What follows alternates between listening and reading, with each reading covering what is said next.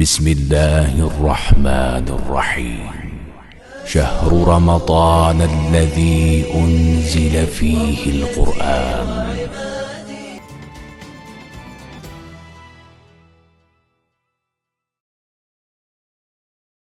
اعوذ باللہ من الشیطان الرجیم بسم اللہ الرحمن الرحیم الحمد للہ رب العالمین وصلی اللہ علی سیدنا محمد وآلہ الطاہرین۔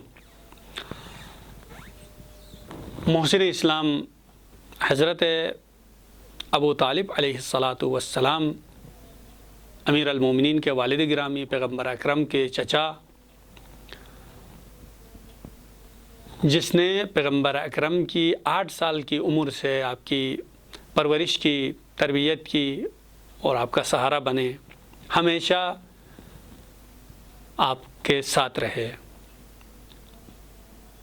لیکن اس کے باوجود جناب ابو طالب علیہ الصلاۃ والسلام کے ایمان کے بارے میں وقت کے مسلمان شک کرنے لگے۔ اہل سنت برادری کی ایک کثیر تعداد کہتی ہے کہ جناب ابو طالب ایمان لائے بغیر نعوذ باللہ اس دنیا سے چلے گئے، لیکن شیعوں کا اتفاقی نظریہ ہے، اجماع ہے علماء شیعہ کا کہ جناب ابو طالب پیغمبر اکرم پر ایمان لائے اور اس دنیا سے چلے گئے۔ اس حوالے سے کچھ دلائل پیش کرتے ہیں مختصر طور پر اس مختصر وقت میں کہ جناب ابو طالب اس دنیا سے ایمان کے ساتھ گئے ہیں۔ سب سے پہلی بات تو یہ کہ دیوان ابو طالب کے اشعار ہیں جس میں جناب ابو طالب واضح الفاظ میں پیغمبر اکرم کی نبوت کا اقرار کرتے ہیں۔ دوسری چیز، خود جناب ابو طالب اپنی زوجہ گرامی اور اپنے بچوں کو پیغمبر اکرم کے اسلام کی دعوت قبول کرنے کی تلقین کرتے ہیں، کہتے ہیں ان کی دعوت مان لو۔ خود بندہ مسلمان نہ ہو اور دوسروں کو اسلام کی دعوت دے، یہ ہو ہی نہیں سکتا۔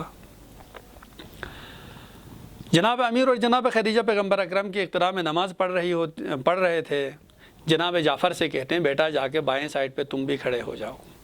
یہ ایک اور دلیل ہے ایمان ابو طالب کی۔ آخری عمر میں آخری وصیت جناب ابو طالب کی یہ تھی، اے بنی ہاشم کے جوانوں، محمد کی تصدیق کرو اور اس کی اطاعت کرو، اسی میں تمہاری کامیابی بھی ہے اور اسی میں تمہاری ہدایت بھی ہے۔ ابو طالب رستگاری، کامیابی اور ہدایت ابو طالب پیغمبر کی اطاعت میں سمجھتے ہیں اور خود ایمان نہ لائے، یہ کیسے ہو سکتا ہے؟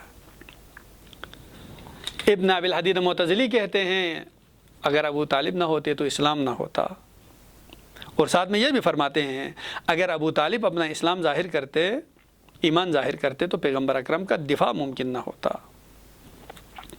ایک جگہ پہ ابو طالب فرماتے ہیں، اے شاہد گواہ، اے حاضر گواہ، اے حاضر خدا، تو گواہ رہنا میں اپنے پیغمبر احمد کے دین پر ہوں۔ ابن ابی الحدید معتزلی نے یہ روایت نقل کی ہے۔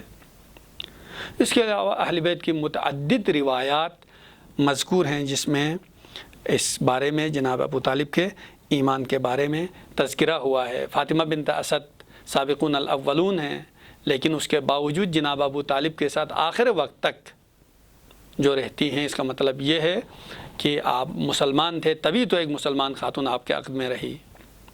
پیغمبر اکرم اور جناب خدیجہ کا عقد جناب ابو طالب نے پڑھا۔ ایک دلچسپ روایت امام باقر علیہ الصلاۃ والسلام سے فرماتے ہیں، کل قیامت کے دن ترازو میں ایک طرف ابو طالب کے ایمان کو رکھا جائے گا، دوسرے طرف لوگوں کے ایمان کو رکھا جائے گا، تو صرف ایک ابو طالب کا ایمان باقی لوگوں کے ایمان سے بھاری ہوگا۔ یہ وہ ابو طالب ہیں، اور اس ابو طالب کے بارے میں یہ خدشات ظاہر کرتے ہیں کہ ابو طالب مسلمان نہیں تھے، اور ان تمام دلائل اور شواہد کے نتیجے میں یہ بات واضح ہو جاتی ہے کہ جناب ابو طالب علیہ الصلاۃ والسلام ایمان کے ساتھ اس دنیا سے گئے ہیں۔ اگرچہ اہل سنت کے بعض علماء نے قرآن کی بعض آیات جو کسی اور کے شان میں نازل ہوئی تھی، جو یہاں ذکر کرنا کے لیے وقت نہیں، ان کو لا کے جناب ابو طالب کے بارے میں انہوں نے ذکر کیا ہے کہ ابو طالب کی شان میں ہے، درحال کہ مفسرین اس کے بارے میں وضاحت کے ساتھ شان نزول کے بارے میں بیان کیا ہے کہ ان میں سے کوئی آیت بھی جناب ابو طالب کے بارے میں نہیں ہے۔ لذا محسن اسلام مدافع پیغمبر اسلام جناب ابو طالب پدر گرامی امیر المومنین علیہ الصلاۃ والسلام اس دنیا سے ایمان کے ساتھ گئے ہیں۔ روایت کے وہ الفاظ کل قیامت میں 5 انوار کے علاوہ باقی تمام انوار کے اوپر جناب ابو طالب کا نور حاوی رہے گا۔ انشاءاللہ ہمیں بھی جناب ابو طالب کی شفاعت اور ان کے اولاد کی شفاعت نصیب فرمائے اللہ تعالیٰ۔ السلام علیکم ورحمۃ اللہ وبرکاتہ۔